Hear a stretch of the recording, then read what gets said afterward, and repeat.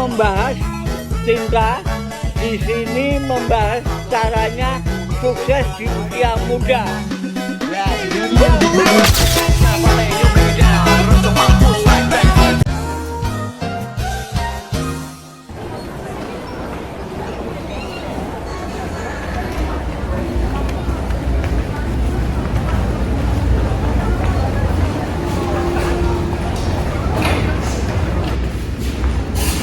Mas, kamu kenapa? Kayaknya lemes banget. Gak apa-apa sih, mungkin aku mau sarapan aja. Gak apa-apa, kalau ada apa-apa cerita aja sama aku. Aku mau cerita tapi kamu diem aja ya, jangan bilang siapa-siapa. Aku akhir-akhir itu badanku capek banget, terus aku juga belum menstruasi selama 1 bulan. Hah? Kamu udah ngapain? Enggak, aku gak ngapa-ngapain, kamu jangan pikir aneh-aneh. Aku gak ngapa-ngapain. Mending pada kamu bilang sama mama kamu aja, biar diperiksain ke puskesmas. Oh ya deh, nanti aku coba bilang ke orang tua aku deh.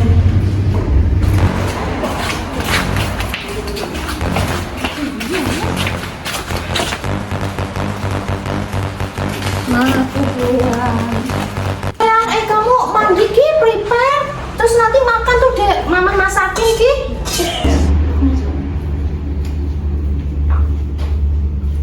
Kok nggak dimakan? Udah mama masakin loh. Kamu kenapa kok lemas? Kamu nggak lagi dibully temenmu toh? Enggak mah. Kamu nak ada apa-apa cerita sama mama loh. Aku nggak mau anaknya mama satu-satunya kok dibully atau apa-apa, nggak mau loh mama. Kenapa no? Kenapa? Cerita mah, Cerita aja. tapi mama jangan marah dulu ya. Enggak, kalau kamu ceritanya bener, mama nggak bakal marah. Aku tuh udah 1 bulan nggak mens mah. 1 bulan? Iya. Nah, kamu jadi habis aku ngapain? Capek. Kamu nggak pacaran tuh mesti? Aku nggak punya pacar mah. Orang, waking mesti ngapusi kok. Hamil tuh kamu? Enggak, apa cerita apa nih? Hamil tuh gue? Ayo, melu, aku semua anakku kok si dia kok ya. Anak mateng barang, ayo. Ayo.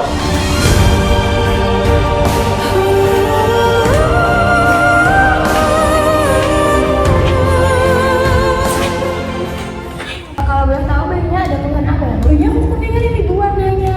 Terus dia sering nangis-nangis terus, nggak tahu kenapa. Dikasih ASI nggak mau. Mbak, kami nggak? Aku sekarang, aku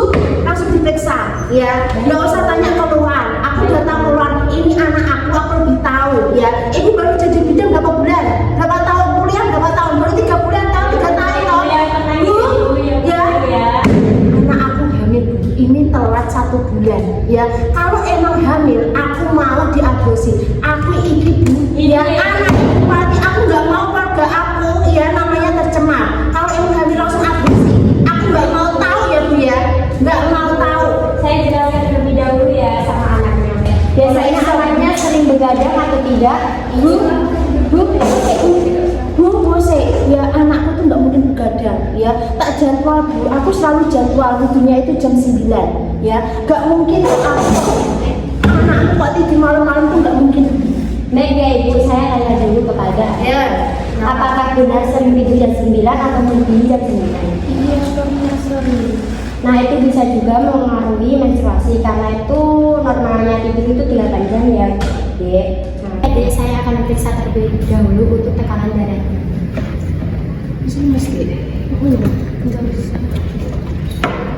Permisi ya Dek.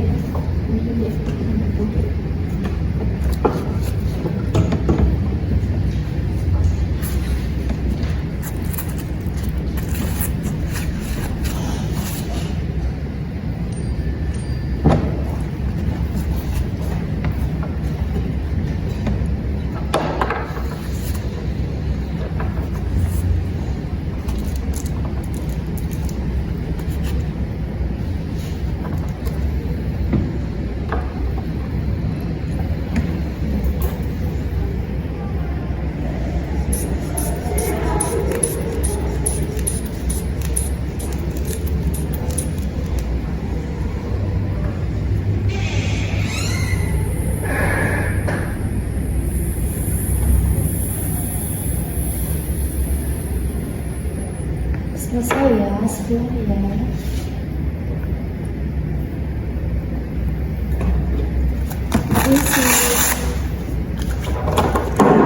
Permisi ya. Baik ya Dek, begini ya, untuk tensinya itu rendah di 90/70. Untuk normalnya itu di 100 sampai 120 ya. Untuk nggak head sama 1 bulan itu belum tentu adiknya itu hamil.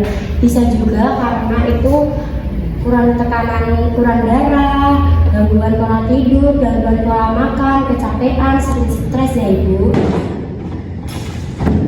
Baik ya Dek, saya akan resepnya obatnya, nanti bisa langsung diambil di ruang ke farmasi. Obatnya yang bagus ya Bu. Aku nggak mau anakku dikasih obat yang jelek-jelek. Baik ya Ibu. Mahal nggak apa-apa. Punya uang banyak aku. Baik ya Ibu, ini bisa langsung nanti diambil di ruang farmasi. Farmasinya di mana Ibu? Di sebelah sana ya Ibu. Iya. Oke, makasih ya Bu ya. Ibu, terima kasih banyak. Aku juga yakin anakku nangis dari tadi. Mana sih bisa sih? Bu, gimana Bu? Anaknya hamil apa enggak Bu? Bu, saya mau infus obat ya, ini dari diberikan tadi. Baik, sebentar ya Bu, saya siapkan terlebih dahulu obatnya. Jadi tadi obat yang sudah disiapkan dari Ibu dan ini nanti bisa diminum 1 kali sehari sesudah makan malam ya Dek. Diminum rutin ya. Oke, makasih. Terima kasih Dek. Ya. Bu, saya minta maaf ya Bu ya kalau tadi menyakiti hati Ibu. Kali-kali juga hati ya Bu. Ya. Semua orang juga butuh andalan kali Bu. Gak Ibu doang. Kami juga panik apalagi punya hamil ini sampai jadi maaf Bu. Karena saya punya anak perempuan, saya takutnya hamil atau gimana punya anak perempuan ya. Ibu juga anaknya perempuan, besok kalau kayak gitu pasti sama kayak saya kok. Iya Bu, tapi harus sabar ya Bu. Kasihan juga mental anaknya itu. Iya Bu, kasihan juga ibunya ditagih loh. Iya, ya udah lain kali dijaga ya Bu anaknya ya Bu. Sama-sama maaf ya Bu. Ya, Bu, makasih ya Bu. Bu ya Dek. Sama ya. Oke, duluan ya Bu. Dari video tadi kita bisa belajar bahwa keterlambatan haid tidak selalu berarti kehamilan.